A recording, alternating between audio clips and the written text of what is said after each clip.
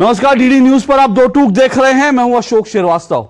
माफी चाहता हूं, कुछ कारणों से आज हम 4 मिनट देरी से दो टूक शुरू कर रहे हैं।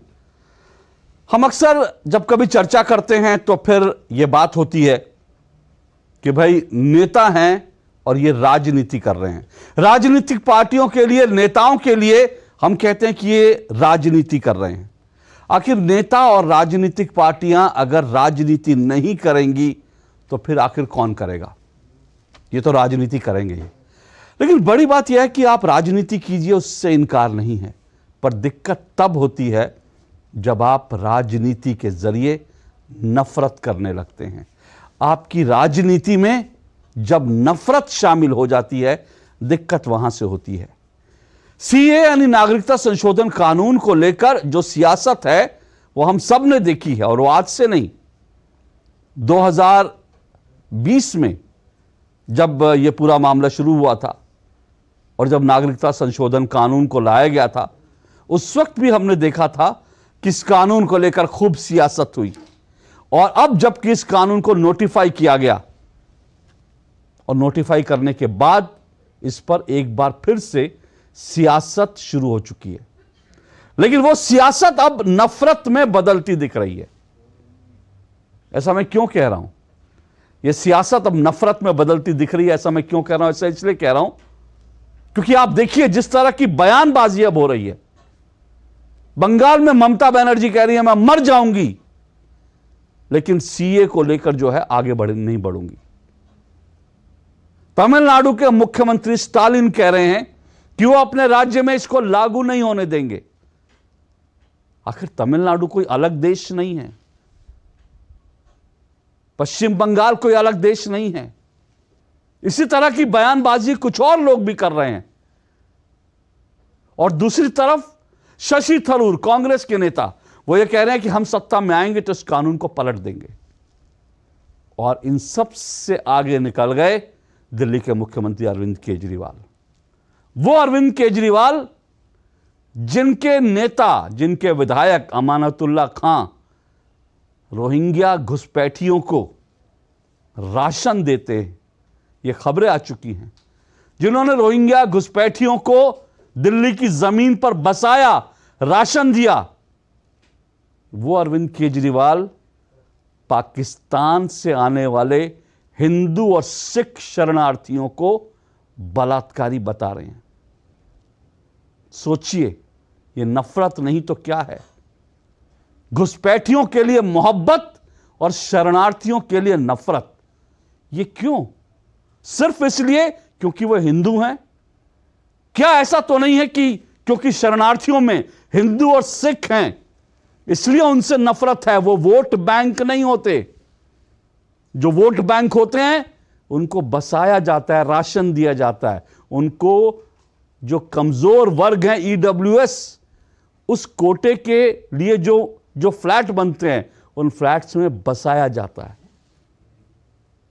ये जो राजनीति अब नफरत में बदलती जा रही है, सीए को लेकर आज दो टूक में उसी पर चर्चा करेंगे। इससे पहले आगे बढ़ें, जरा देखिए कुछ नफरती बयानों को।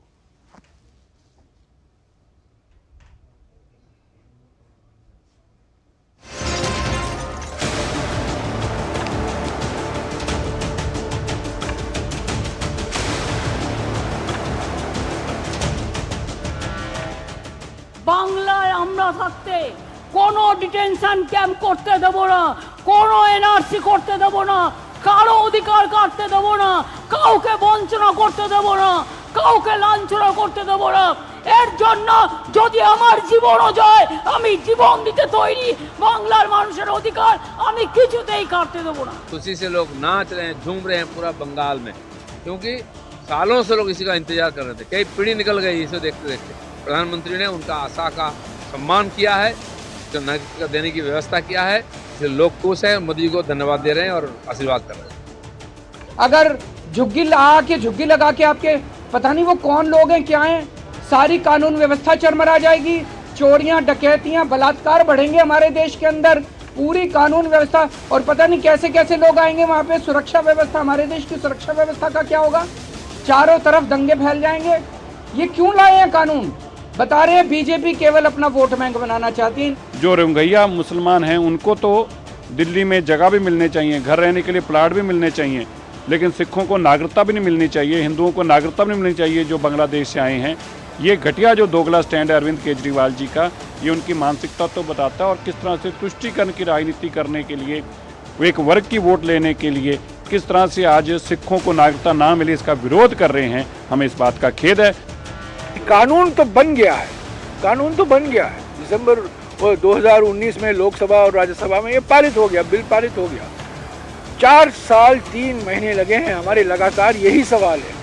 और दूसरा सवाल, मूल सवाल ये है कि नागरिकता को धर्म के आधार पर देना ये संविधान के खिलाफ है और इस पर सुप्रीम कोर्ट अपनी निर्णय दे, क्योंकि ये केस सुप्रीम कोर्ट के सामने है। अब अंग्रेजों की गुलामी से हम तो आज़ाद हो गए, उनका दर्जा तो दूसरे से भी नीचे चला गया।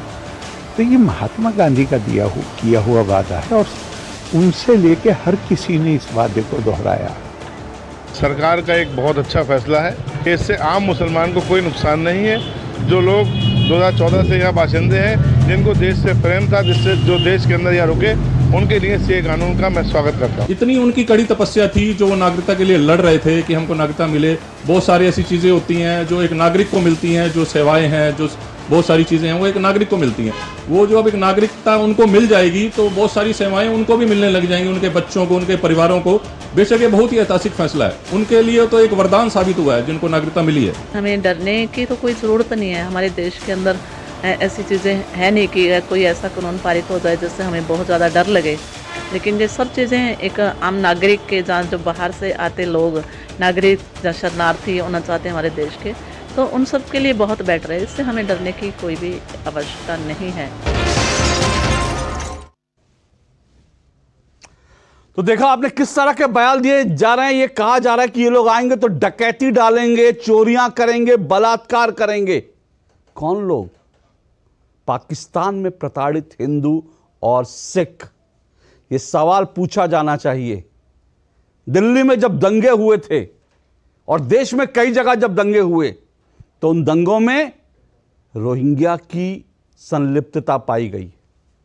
लेकिन जब 7 रोहिंग्या को, अवैध घुसपैठियों को देश से निकालने की प्रक्रिया शुरू हुई तो उसको लेकर सुप्रीम कोर्ट का दरवाजा खटखटा दिया गया।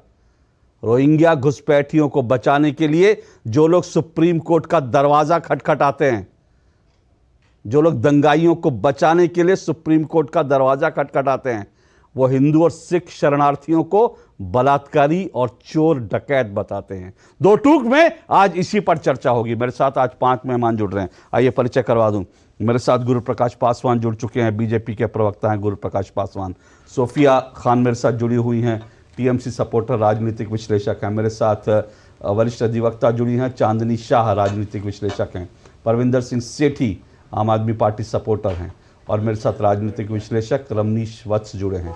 आप पांचों मेहमानों का बहुत बहुत शुक्रिया, स्वागत। परविंदर सिंह सेठी, आपसे शुरू करता हूं। कुछ समय पहले मैंने देखा था, पूरे देश ने देखा था, अफगानिस्तान में जब तालिबान का कब्जा हुआ तो वहाँ गुरुद्वारों पर हमले शुरू हुए। वहाँ पर गुरु ग्रंथ साहब को मिटाने की कोशिश हुई और जितने सिख थे उन सिखों को अपने सर पर गुरु ग्रंथ साहब रख करके वहाँ से जान बचाकर भागना पड़ा। भागकर वो कहाँ जाते? भारत के अलावा कोई देश नहीं था जहाँ वो जाते तो सुरक्षित रहते। भारत में उनको शरण मिली। क्या अरविंद केजरीवाल को लगता है वो जो गुरु ग्रंथ साहब सर पर रख के ला रहे थे, क्या वो बलात्कारी थे? क्या वो चोर डकैत हैं? क्या वो भारत में आकर बलात्कार कर रहे हैं, चोरियां कर रहे हैं, डकैतियां डाल रहे हैं? बताइए। नहीं, आपने जो बात कही है ना, उस बात को आपने बड़े गलत तरीके से इंटरप्रेट करा है कि जो गुरु ग्रंथ साहब लेके आ रहे थे, क्या वो बलात्कारी हैं, क्या वो इस तरह के लोग हैं? ये तो अरविंद केजरीवाल कह रहे हैं सर। मैं आपको शुरू से बात करता हूँ, सीए के ऊपर बात करता हूँ। सीए जो कानून आया, जो 3 देश है, अफगानिस्तान, पाकिस्तान और बांग्लादेश, वहां से जो माइनॉरिटीज थे जिनको प्रताड़ित किया गया, वो लोग आए थे। उनमें चाहे हिंदू हो, सिख हो, जैनी हो, बौद्धि हो, पारसी हो, क्रिश्चियन हो, 6 कम्युनिटी को नागरिकता देने का ये कानून है। और इस कानून के अंदर प्रावधान ये है कि ये 2014 से पहले 2014 तक जो लोग आए थे उनके लिए ये कानून आया। अब इसके अंदर क्या क्या अमेंडमेंट्स हुई हैं, क्या क्या नई ड्राफ्ट है, ये मुझे नहीं मालूम। कि जो आने वाले लोग हैं, जो आप अफगानिस्तान के लोगों की बात कर रहे हैं, वहां पे सेठी जी एक मिनट, आपको सीए कानून आपने पढ़ लिया, मैं आप समझ गया कि आपको सीए कानून का ज्ञान है, आपने बताया, बहुत अच्छी बात है। मैं तो ये सवाल पूछ रहा हूं, अरविंद केजरीवाल को ये ज्ञान क्यों नहीं है? उनको क्यों लगता है कि सीए कानून से जो आएंगे वो चोरियां करेंगे, डकैतियां डालेंगे, बलात्कार करेंगे? मैंने इसलिए पूछा, वो लोग जो यहां पर आए हैं, जो आज दिल्ली में रह रहे हैं, जो चाहे वो हिंदू हो, सिख हो, वो क्या चोर, डकैत, बलात्कार दिखते हैं आपको? बलात्कारी दिखते हैं केजरीवाल को? मैं उसी बात पे आ रहा हूँ कि इसकी जो अफगानी सिखों की लड़ाई दिल्ली सिख गुरुद्वारा मैनेजमेंट, मैंने सर सिंपल पूछा। नहीं सेठी जी प्लीज, सेठी जी मैं सेठी जी सुनिए, अफगानिस्तान से सिख आए, पाकिस्तान से हिंदू आए, वो सब आप जानते हैं, वो मैं भी जानता हूं। सीए कानून उनके लिए आया, ये आप जानते हैं, मैं जानता हूं। मैं सीधा सा मेरा सवाल ये है, अरविंद केजरीवाल को क्यों लगता है कि ये लोग बलात्कारी हैं, डकैती डालेंगे, चोरियां करेंगे? मेरा सवाल ये है सर। या फिर आपको लगता है अरविंद केजरीवाल ने जो बयान दिया उसके लिए माफी मांगनी चाहिए अरविंद केजरीवाल को? नहीं, मैं उसी बात पे आ रहा हूं। मैं ये कह रहा हूं कि जो 2014 में लोग आए, जो 10 साल से, 15 साल से, 20 साल से भारत के अंदर रह रहे हैं, लेकिन उनको नागरिकता नहीं दी गई, उसके लिए बहुत सारी संस्थाओं ने, चाहे सिख संस्थाएं हैं, चाहे हिंदू संस्थाएं हैं, उन्होंने बड़ी लड़ाई लड़ी और उस बात को पूरा किया गया। तो क्या ये बलात्कारी हैं?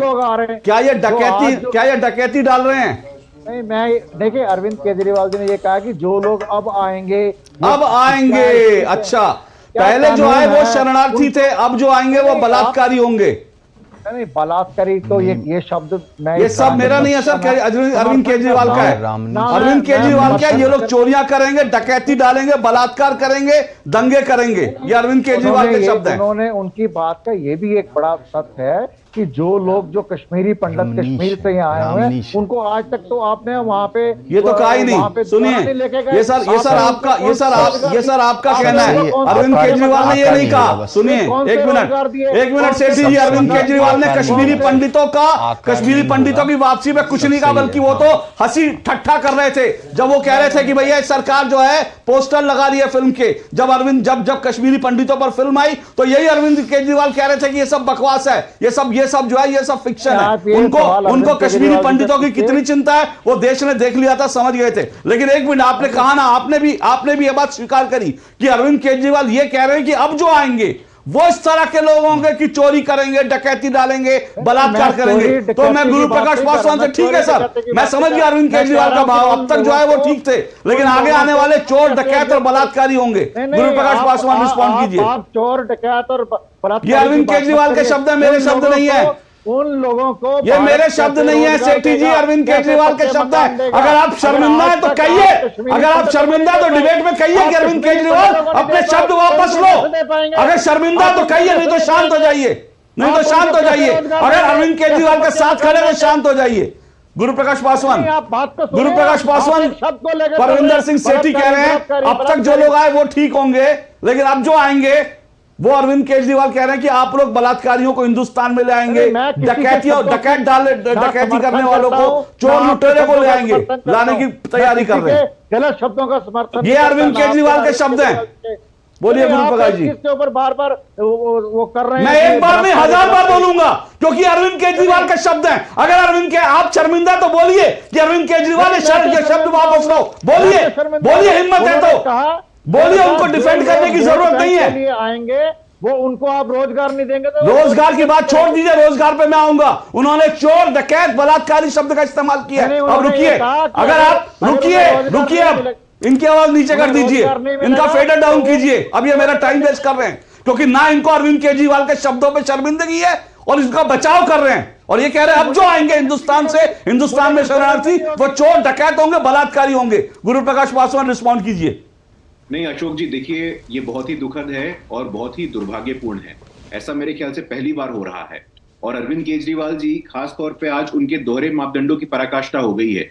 वो जब ये प्रेस कॉन्फ्रेंस करते हैं, पीछे तस्वीर किसकी लगी होती है? बाबा साहेब अम्बेडकर की। और उन्हीं बाबा साहेब अंबेडकर के लोगों को जब सिटीजनशिप दिया जाता है तो इनके पेट में दर्द होता है। देखिए अशोक जी, अरविंद केजरीवाल जी मूल रूप से एक सामंतवादी व्यक्ति हैं। अरविंद केजरीवाल जी मूल रूप से एक फ्यूडलिस्टिक व्यक्ति है जो अपने अलावा किसी को बर्दाश्त नहीं कर सकते हैं। ये पाकिस्तान में जो 27% हिंदू थे, जो आज की तारीख में 2% से कम बचे, वो कौन लोग थे? मैं पूछना चाहता हूं इनसे। वो मेघवाल समाज के लोग थे, वो वाल्मीकि समाज के लोग थे, वो ओट समाज के लोग थे, वो मेरे दलित समाज के लोग थे, पिछड़े समाज के लोग थे, आदिवासी समाज के लोग थे।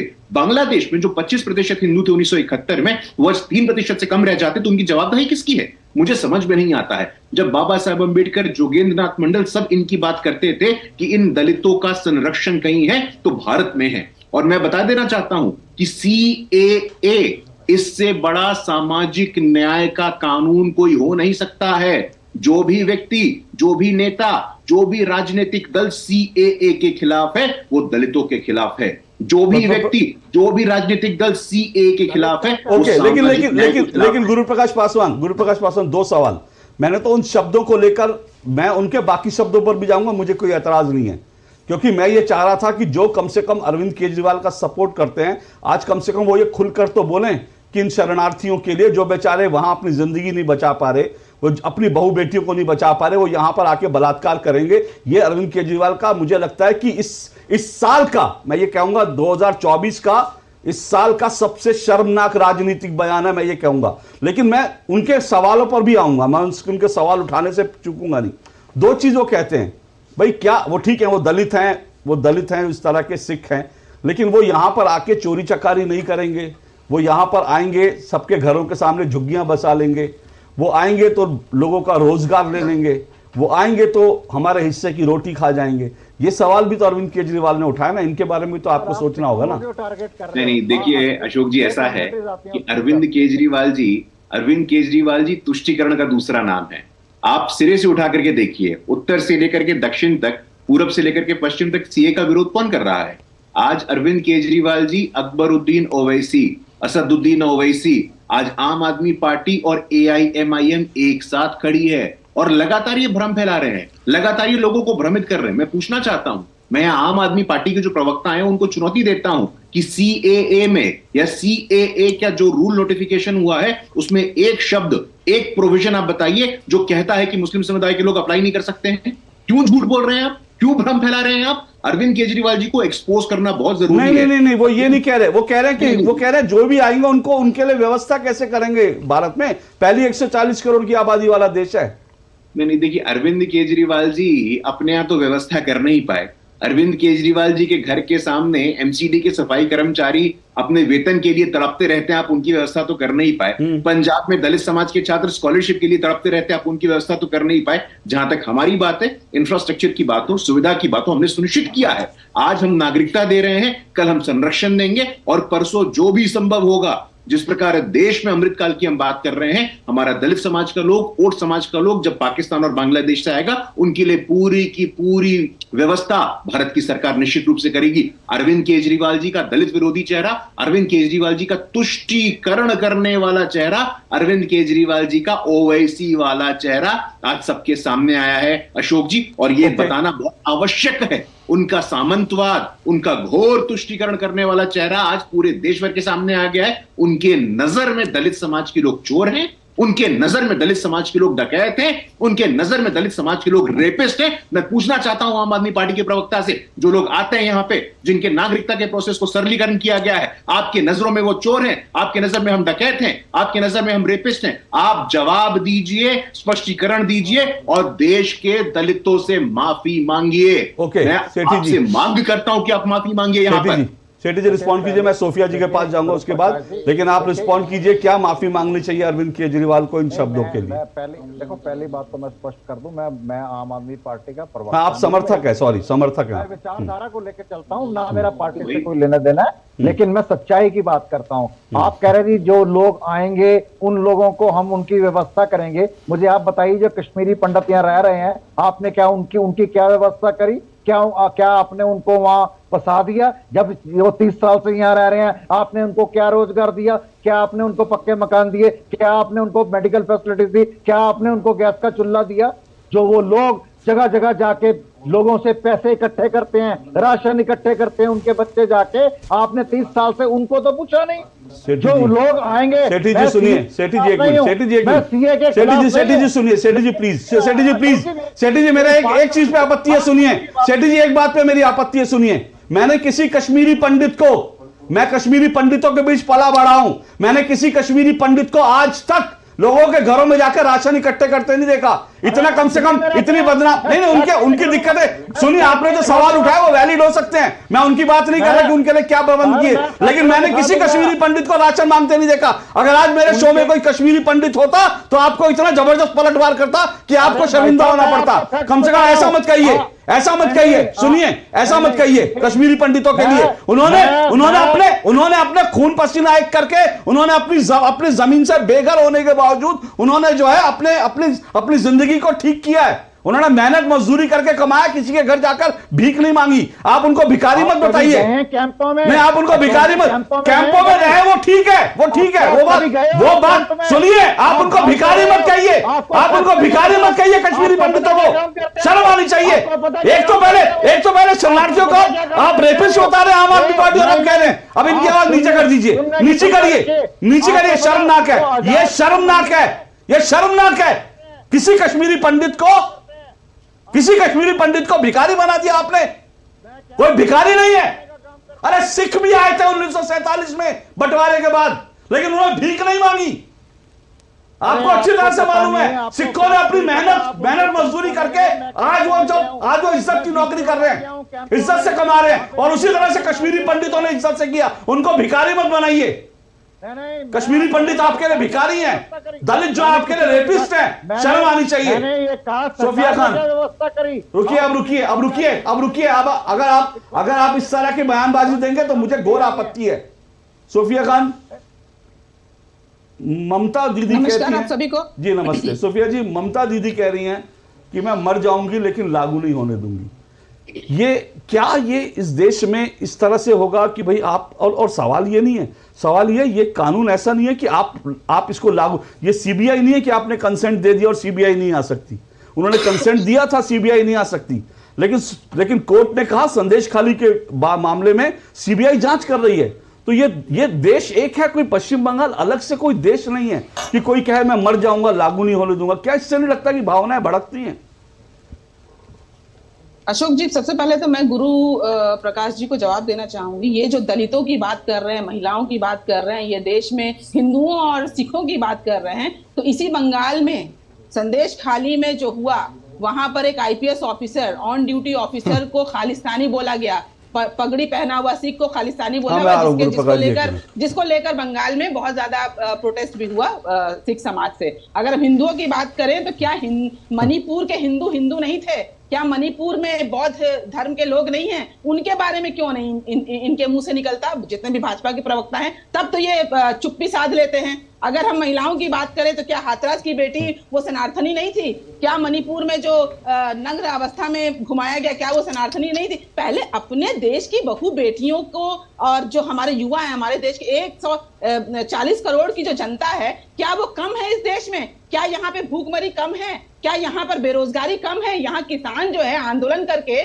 जिन पर आंसू गैस बहाया जा रहा है, उसमें से सिख समुदाय के लोग हैं, उनके साथ कितनी सहानुभूति है आपकी? मैं गुरु प्रकाश जी से पूछना चाहूंगी। तब तो ये चुप्पी साध लेते हैं।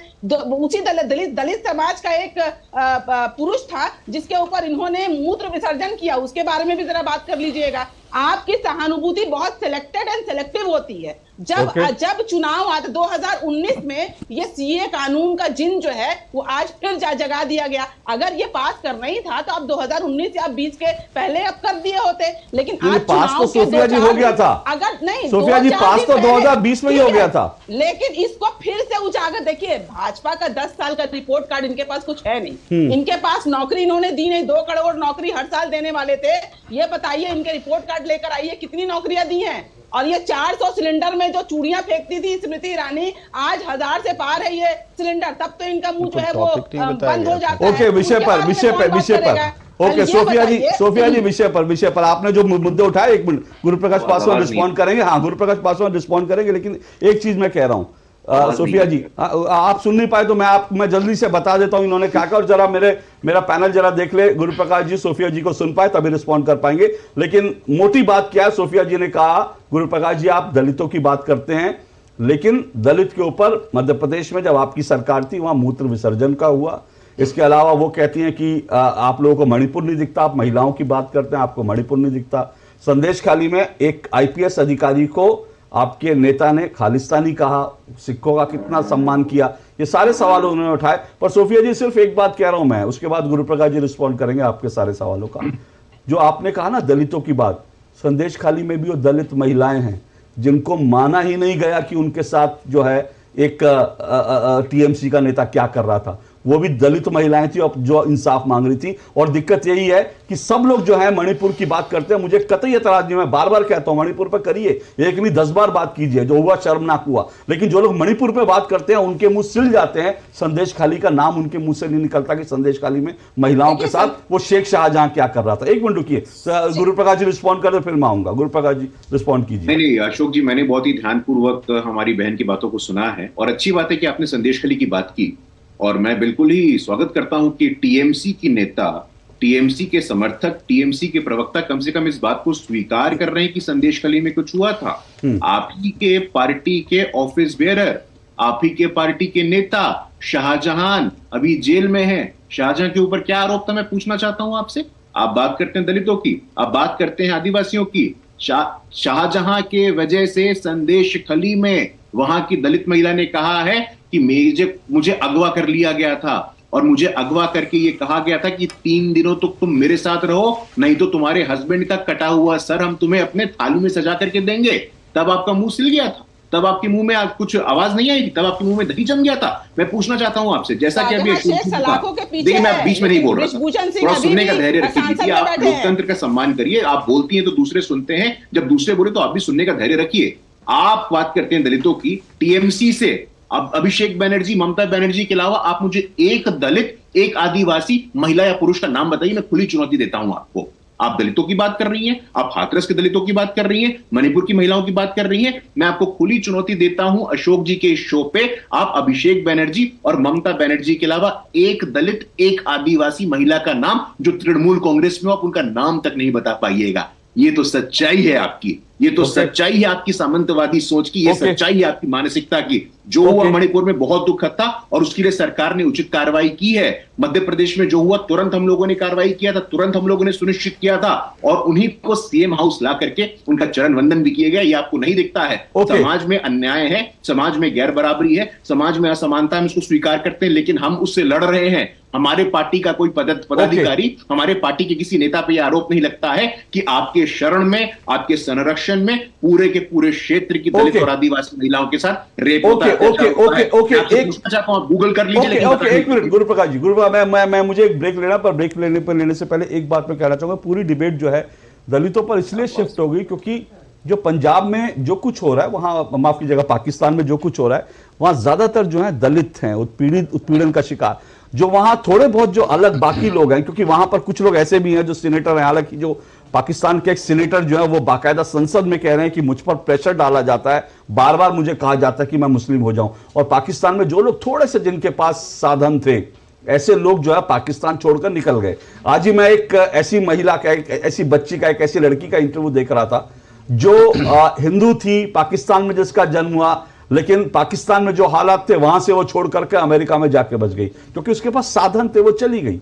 उसने कहा कि मुझको रोज जो है कहा जाता था कि मैं कन्वर्ट होकर मुस्लिम बन जाऊं, मेरे भाई को रोज जो है परेशान किया जाता था, इसलिए वो पाकिस्तान छोड़ करके वो चली गई अमेरिका। लेकिन जो इस वक्त वहां पाकिस्तान में है वो दलित हैं, गरीब लोग हैं, वो कहीं नहीं जा सकते, उनकी सारी उम्मीद जो है भारत पर है। और इसीलिए जो है ये डिबेट कहीं ना कहीं दलित इशू पर चली गई, और इसीलिए जो है गुरु प्रकाश पासवान जी ने इस इशू को उठाया। लेकिन दुर्भाग्य की बात यह है, मैं फिर कह रहा हूं, जिस तरह के शब्दों का प्रयोग किया अरविंद केजरीवाल ने, वो शर्मनाक है। आपको सियासत करनी है जरूर करिए, आपको सियासी लड़ाई लड़नी है जरूर लड़िए, लेकिन शरणार्थियों को आप रेपिस्ट कह दें, आप उनको बलात्कारी कह दें, डकैत, चोर कह दें, ये शर्मनाक है। मैं आऊंगा इस ब्रेक के बाद।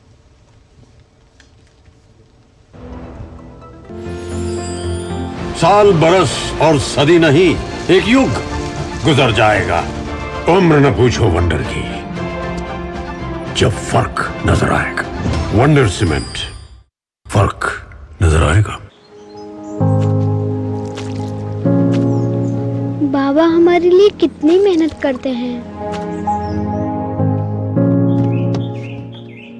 कितना कितना वजन उठाते हैं।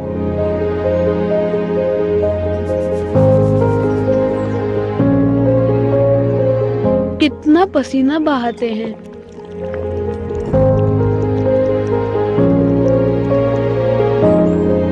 कड़ाके की ठंड से लड़ते हैं। हमें मजबूत बनाते हैं बाबा। पर बाबा को मजबूत कौन बनाता है? मोदी जी। 1.5 गुना MSP देकर, किसान सम्मान का उपहार देकर, ऑनलाइन मंडियां खोलकर, फसल बीमा का कवरेज बढ़ाकर, नैनो यूरिया की बड़ी ताकत देकर, बीज से बाजार तक मजबूत कड़ी जोड़कर। मेरे बाबा मजबूत तो देश मजबूत। Thank you Modi ji. सशक्त किसान, मोदी सरकार की गारंटी। लाइफ में फाइनेंशियल आजादी के लिए एनपीएस जरूरी है।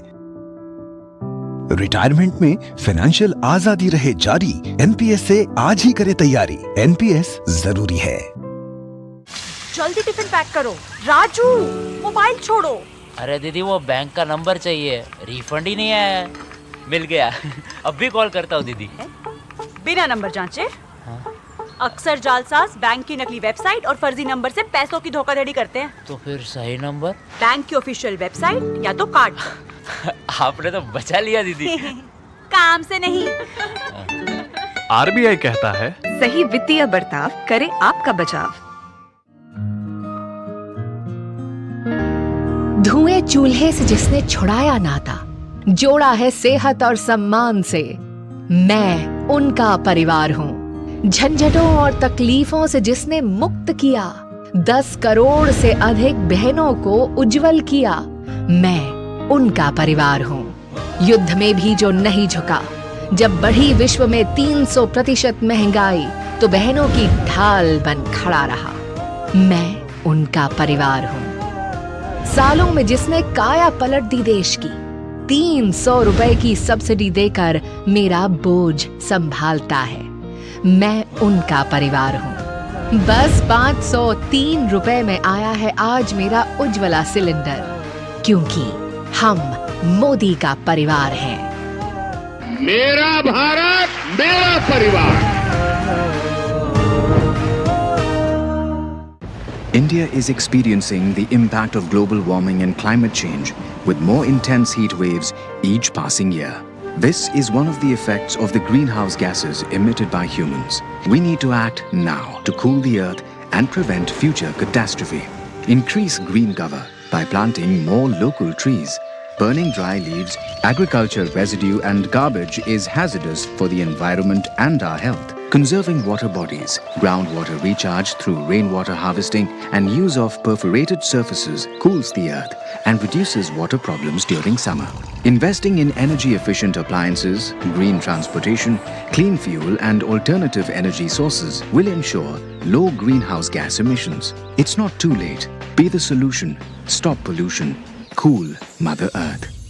Issued in public interest by NDMA and IIPHG. समय पर अपने एडवांस टैक्स का भुगतान करने से आप देश में कई परिवर्तन ला सकते हैं, जैसे कि आपके टैक्स से बनी ये मेट्रो, जो विशाल जैसे कई लोगों की उनके कार्यस्थल तक समय पर पहुंचने में मदद करती है। गांव शहर में उभरती कंपनियां, जिनसे सविता जैसे अनेक युवा और युवतियों को रोजगार मिलता है। हर जिले में बने आधुनिक स्कूल, जिससे सुनीता जैसे कई बच्चे चांद पर पहुंचने का सपना देखते हैं। देश की प्रगति को गति देना आपके ही हाथों में है, क्योंकि बनेगा तो ही बढ़ेगा इंडिया। अपने एडवांस टैक्स की आखिरी किश्त 15 मार्च 2024 तक जमा करें, जिससे आप भी देश के विकास में भागीदार बनेंगे। अधिक जानकारी के लिए www.incometax.gov.in पर लॉगिन करें। प्रत्येक आयकरदाता एक राष्ट्र निर्माता। दो टुक आप देख रहे हैं और दो टुक में हम आज चर्चा कर रहे हैं सीए पर। पहले सियासत और अब नफरत। जिस तरह के नफरती बयान अब सीए को लेकर दिए जा रहे हैं, अरविंद केजरीवाल ने जो बयान दिया ममता बनर्जी ने जो बयान दिया, शशि थरूर ने जो बयान दिया, उन सब पर चर्चा कर रहे हैं। इसमें सबसे शर्मनाक बयान अरविंद केजरीवाल दिल्ली के मुख्यमंत्री का था। सीए का विरोध समझ में आता है, राजनीतिक रूप से लड़ाई समझ में आती है, चुनाव सामने है, जाहिर सी बात है इसको लेकर जो ध्रुवीकरण होगा उसका फायदा नुकसान समझ में आता है, किसको क्या नुकसान होगा, क्या फायदा होगा। हर पार्टी अपनी अपनी तरह से राजनीति करने की कोशिश करेगी, लेकिन सीए को लेकर इस तरह का नफरती बयान, एक तरफ जो घुसपैठिए हैं उनके लिए राशन और ये जो शरणार्थी हैं उनको भाषण और उनको बलात्कारी बताना शर्मनाक है। इन सब मुद्दों पर बात कर रहे हैं। मेरे साथ 5 मेहमान जुड़े हैं। गुरु प्रकाश पासवान बीजेपी के प्रवक्ता, सोफिया खान टीएमसी की नेता हैं, चांदनी शाह मेरे साथ जुड़ी हैं, अधिवक्ता हैं, परविंदर सिंह सेठी आम आदमी पार्टी के सपोर्टर राजनीतिक विश्लेषक हैं, रमनीश वत्स राजनीतिक विश्लेषक हैं। चांदनी शाह, ये इस पूरे मसले को लेकर, क्योंकि अभी मामला ये कोर्ट में भी है और बार बार जो विपक्ष की ओर से कहा जा रहा है कि ये असंवैधानिक है, जाहिर सी बात है अभी कोर्ट में मामला गया, कोर्ट ने इस पर रोक नहीं लगाई। अगर पहली नजर में असंवैधानिक होता तो कोर्ट इस पर रोक लगा देता, सुप्रीम कोर्ट, ऐसा नहीं हुआ। लेकिन फिर भी बार बार संविधान की दुहाई दी जाती है। जब शाहीन बाग हुआ उस वक्त भी हमने देखा लोग जो है सीए का विरोध करके कोई गांधी जी की तस्वीर ले रहा है, कोई संविधान की दुहाई दे रहा है। क्या ये संविधान का विरोधी है, कानून सम्मत है कि नहीं है? अशोक जी देखिए, हमारा जो सिटीजनशिप एक्ट है 1955, ये कोई पहला अमेंडमेंट नहीं है जो इस एक्ट में हुआ है। अमेंडमेंट्स होते आए हैं, सारे अमेंडमेंट्स कॉन्स्टिट्यूशनल ही हैं। एक सेक्शन है, सेक्शन 18, जो इस एक्ट में सेंट्रल गवर्नमेंट को ये पावर देता है कि वो इस एक्ट में चेंजेस कर पाए। ठीक है, तो हम देखने जाए तो ये अनकॉन्स्टिट्यूशनल चेंज नहीं है। लेकिन सीएए को समझने के लिए हमारी हिस्ट्री को थोड़ा सा समझना ज्यादा जरूरी है। जब हमारा ब्रिटिश इंडिया था और हमारा पार्टीशन हुआ था, तो वो रिलीजियस आइडेंटिटी के बेसिस पे हुआ था, रिलीजियस लाइंस के बेसिस पे हुआ था, जिसमें से इंडिया और पाकिस्तान ये 2 देश बने और then later on Bangladesh create हुआ। ठीक है, तो ये जो हिस्टोरिकल कॉन्टेक्स्ट है इसको बहुत समझना जरूरी है। तो विभाजन के बाद भारत और पाकिस्तान ने लियाकत नेहरू संधि पर हस्ताक्षर किए थे। इस संधि का उद्देश्य था कि दोनों देशों में जो अल्पसंख्यक है उनकी रक्षा को सुनिश्चित करा जाए।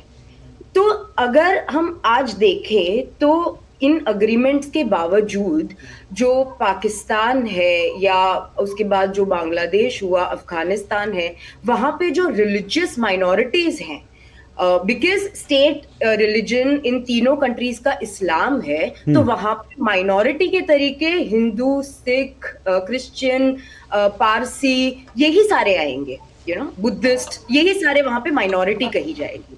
अगर हम अहमदिया, सुन्नी, शिया, ये इनकी बात करें, अगर उनके साथ अगर कोई ज्यादती हो रही है, पर वो रिलीजियस माइनॉरिटी नहीं, रिलीजियस परसिक्यूशन नहीं आएगा, वो सेक्ट परसिक्यूशन आएगा, क्योंकि सेक्ट ऑफ इस्लाम हो रही है। तो रिलीजियस माइनॉरिटीज के परसिक्यूशन के अंदर ये जो मैंने आपको बताया, Sikh, Christian, Hindu, Parsi and Buddhist, ये आते हैं। तो ये जो प्रोमिसेस हैं जो इस अग्रीमेंट में थी, ये फुलफिल नहीं हो पाई। जब 1947 विभाजन हुआ तो पाकिस्तान में तकरीबन 23% माइनॉरिटीज थी। आज हम देख रहे हैं कि 3 से 4% माइनॉरिटीज है। बांग्लादेश में 1947 के वक्त 22% थी। 1971 जब बांग्लादेश अलग हुआ तो 13% रह गए और आज के टाइम पे 8% है। अफगानिस्तान में 2 लाख से 2,20,000 के बीच में सिख भाई थे, बहनें थी, प्री सोवियत तो आज की डेट में वो 7,000 के करीब रह गए।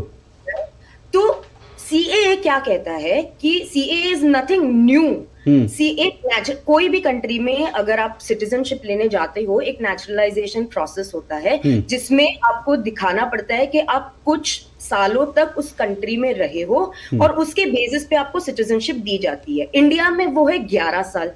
सीएए में 31 दिसंबर 2014 से पहले आए हुए जो नागरिक हैं, जिन्होंने ये डिक्लेयर किया है कि वो असाइलम इसलिए ले रहे हैं इंडिया में क्योंकि वो रिलीजियस परसिक्यूशन फेस करके आए, only those people are bound to apply for CAA. उसका भी प्रोसीजर है जो स्टेट किया है।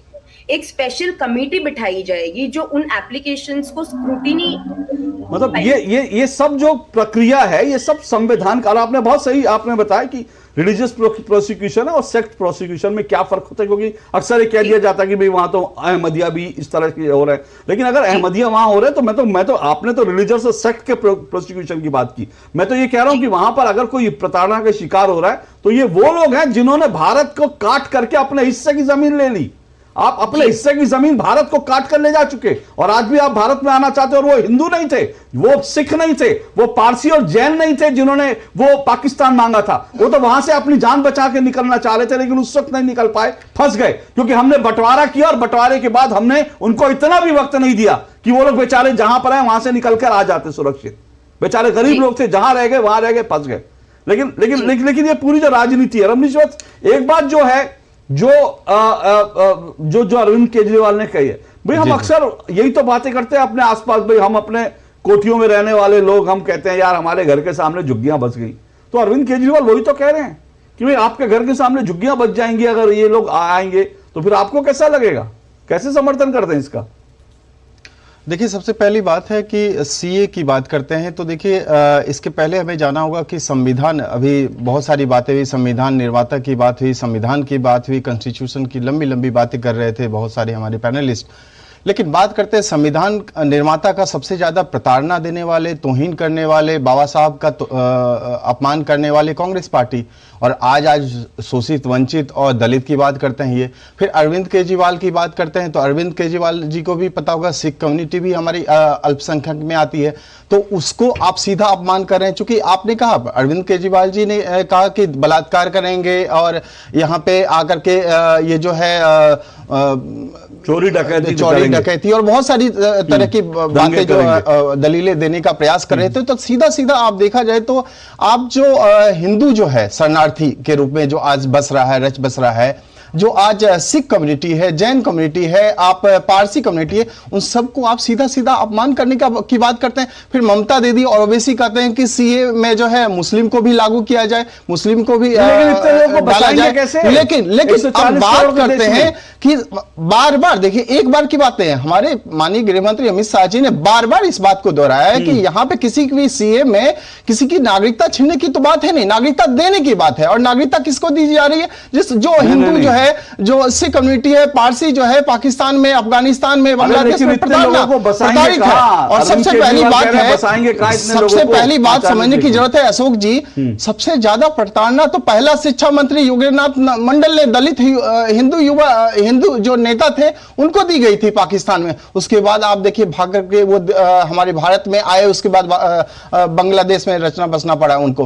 तो इस तरह की स्थिति हुई है पहले, लेकिन कितना भी ये तुष्टिकरण की पराकाष्ठा को छूने का प्रयास करते हैं, अरविंद केजरीवाल की बात करें, राहुल गांधी की बात करें, चाहे ममता दीदी की बात करें, ओवैसी की बात करें, इन सब का एक ही राग अपना है, तुष्टिकरण को कहीं न कहीं। लेकिन तुष्टिकरण की पराकाष्ठा जैसे छूने का प्रयास करते हैं, देखिए ये फिसल करके आ जाते हैं। शाहजहां शेख को देखिए, मैं सेकंड और लेना चाहूंगा, मेरे प्रश्न का जवाब दें। शाहजहां शेख संदेश खाली में इतनी बड़ी मां माटी मानुस की तो बात करती है ना ममता दीदी, लेकिन शाहजहां शेख को आप पोषित करती रही, पल्लवित करती रही। सुनिए मेरा डिबेट,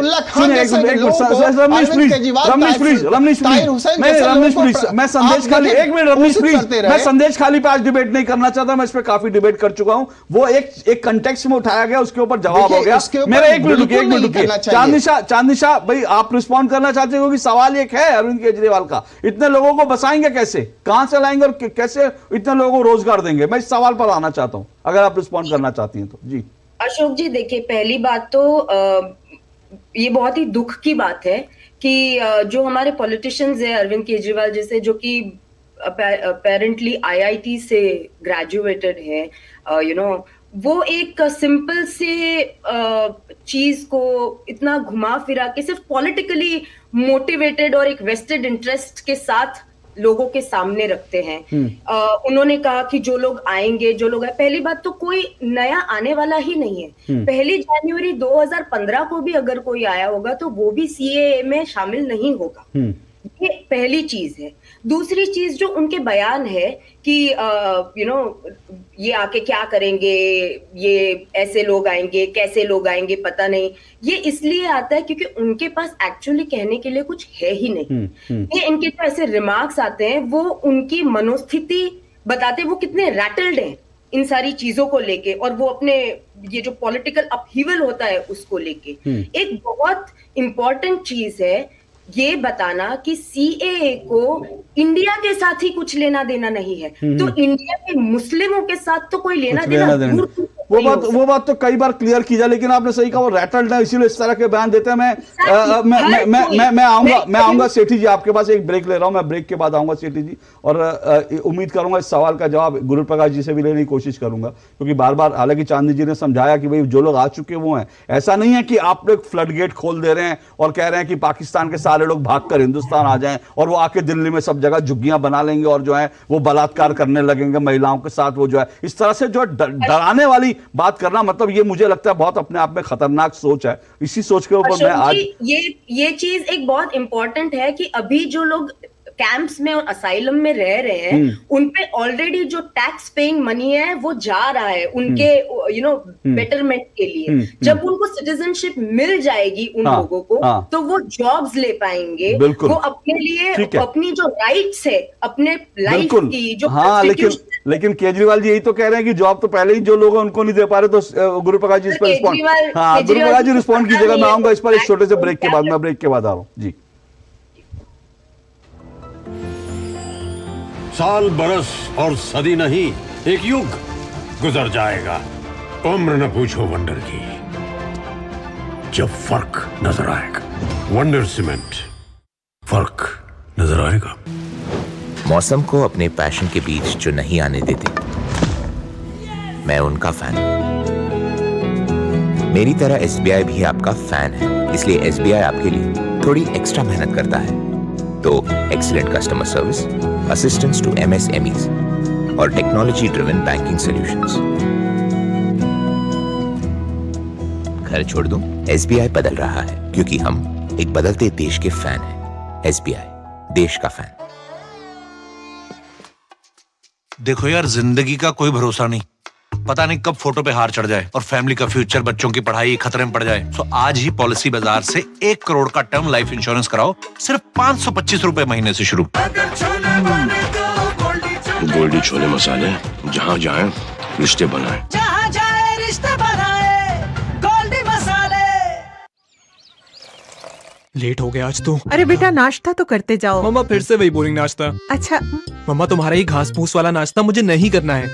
वैसे भी ऑफिस के बाहर क्या मस्त पकौड़े वाला है, अब से मेरा नाश्ता वही होगा।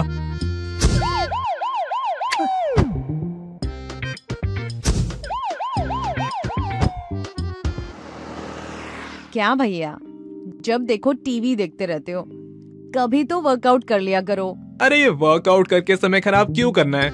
टीवी पर नई वेब सीरीज आई है, आजा बैठकर देखते हैं। आप ही देखो।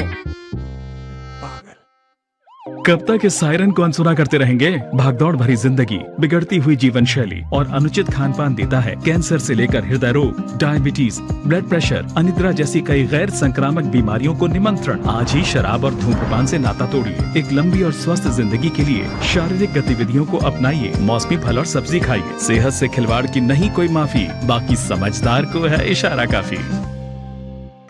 भारत के पहाड़ी इलाकों में जिस प्रकार तापमान बढ़ रहा है, गर्मी की बीमारी से बचने के लिए सावधानियां आवश्यक है।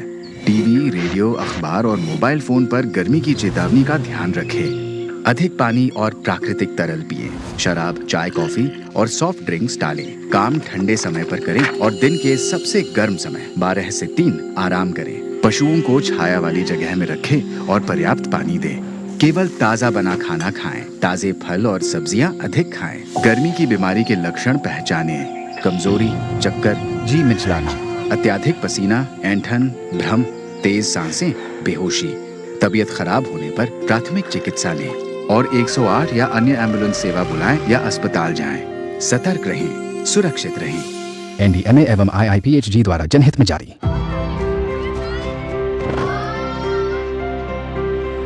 माँ हमें दुनिया की काली नजर से बचाती है।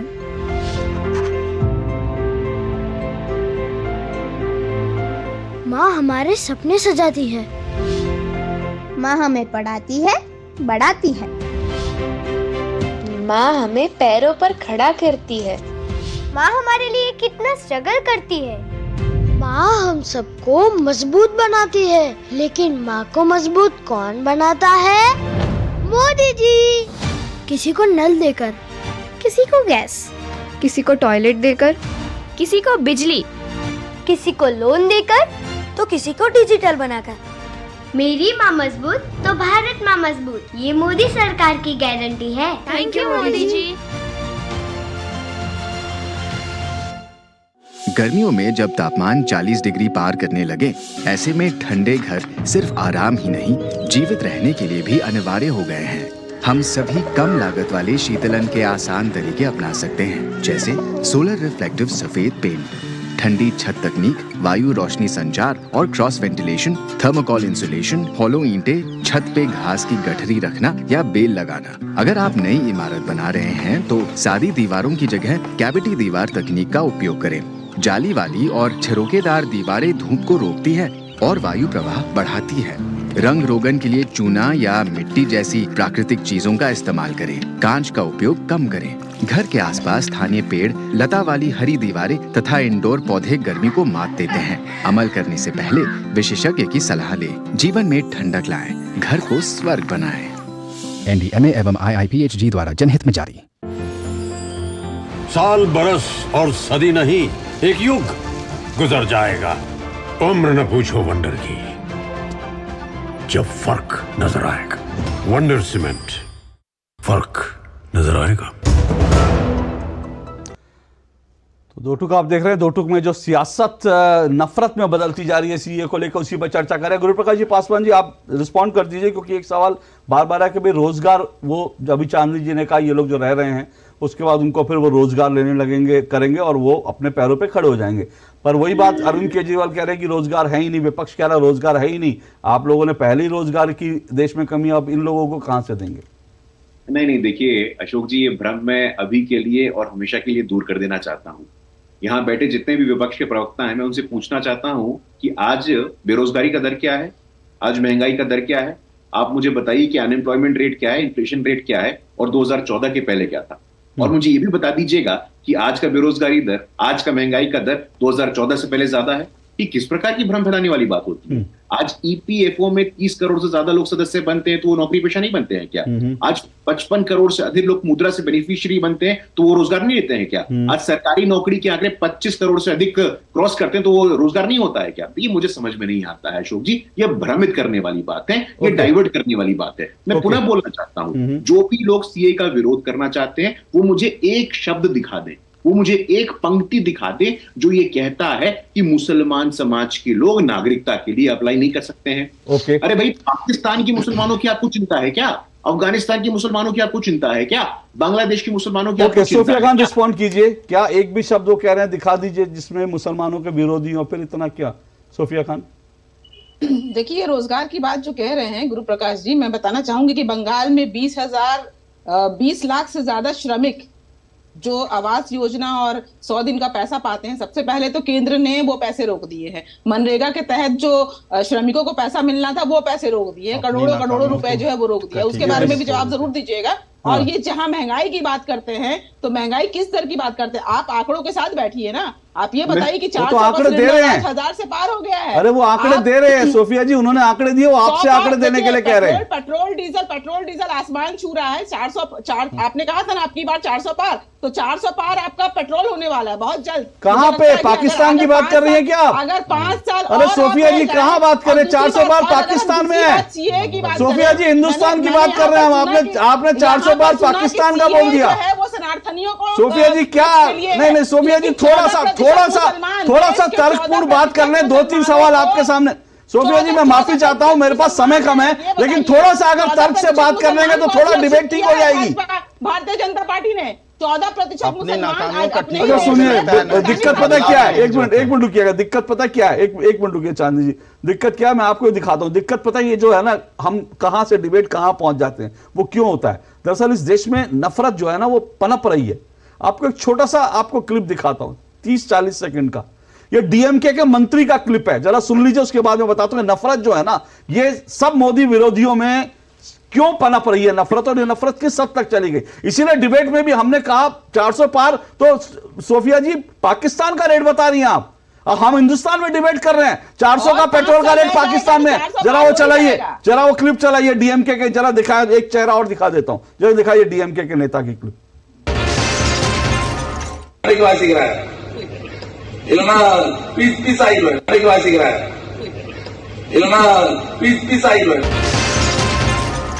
मैं मंत्री हूं इसलिए नरम हूं, नहीं तो मोदी के टुकड़े टुकड़े कर देता। ये डीएमके के मंत्री कह रहे हैं नफरत, आप देखिए यही नफरत जो है पनप रही है, वही नफरत जो हर जगह दिख रही है, चाहे वो सीए को लेकर हो, चाहे नरेंद्र मोदी को लेकर हो, चाहे किसी चीज के लो। मैं मंत्री हूं, नहीं तो मोदी के टुकड़े टुकड़े कर देता। ये डीएमके के नेता कह रहे हैं, वही नफरत अरविंद केजरीवाल में दिख रही है। परविंदर सिंह सेठी जल्दी से रिस्पॉन्ड कीजिएगा, आपको सिर्फ तो बोया है, वो तो दिख रहा है, एक मिनट रुकिए, वो नफरत तो दिख रही है, आप बोटी बोटी काट के टुकड़े टुकड़े गैंग है ना, यही टुकड़े टुकड़े गैंग है। लेकिन सेठी जी जल्दी से रिस्पॉन्ड कीजिएगा, आपको सिर्फ ये बता रहा हूं, सीए में जो सीए के खिलाफ जो प्रदर्शन हुआ था ना, आपको याद दिला रहा हूं, मदनपुर खादर एक जगह है दिल्ली में, वहां 5 एकड़ से ज्यादा जमीन पर रोहिंग्या ने कब्जा कर रखा था। दिल्ली सरकार को कहा गया, उन्होंने छुड़ाया नहीं। यूपी सरकार की जमीन थी, यूपी से बुलडोजर आए, तब जाके मदनपुर खादर में 5 एकड़ जमीन रोहिंग्या से, वहां पे रोहिंग्या को बसाया गया था, उनको फ्री का राशन दिया जा रहा था। तो रोहिंग्या के लिए राशन है और हिंदू शरणार्थियों सिखों के लिए भाषण है, क्यों बोलिए। अशोक जी 300 लोगों को रोहिंग्या मुसलमानों को बसाने का काम अमनतुल्लाह खान इनके विधायक हाँ एग्जैक्टली वही कह रहा हूं। लेकिन केजरीवाल सरकार हो चाहे अमनतुल्लाह खान, इन लोगों की हिम्मत नहीं है उन लोगों से पूछने की।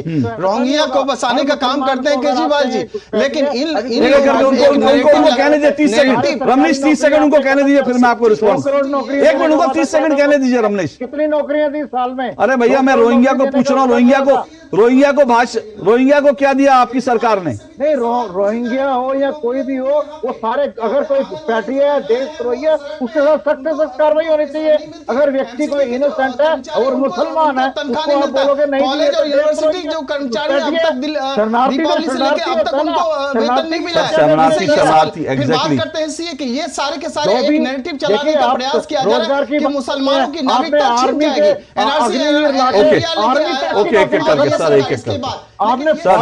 सर मेरे पास सुनिए, मेरे पास समय नहीं है, एक मिनट सबकी आवाज कर दे, सबकी आवाज, मेरे पास समय नहीं है। सुनिए चांदी जी, माफी चाहता हूं, मेरे पास, मैं ओवरशूट कर गया हूं, मैं माफी चाहता हूं। लेकिन एक बात मैं सिर्फ ये कह रहा हूं, मैंने अभी डीएमके एक मंत्री का जो बाइट चला है ना, वो दिखा रहा है कि इस देश में नफरत कितनी पनप रही है, क्योंकि 10 साल से सत्ता जिनके हाथ में नहीं है ना, वो छटपटाहट दिख रही है, क्योंकि नरेंद्र मोदी उनके और सत्ता के बीच एक जो है दूरी बने हुए हैं, तो वो मोदी के टुकड़े टुकड़े करना चाहते हैं।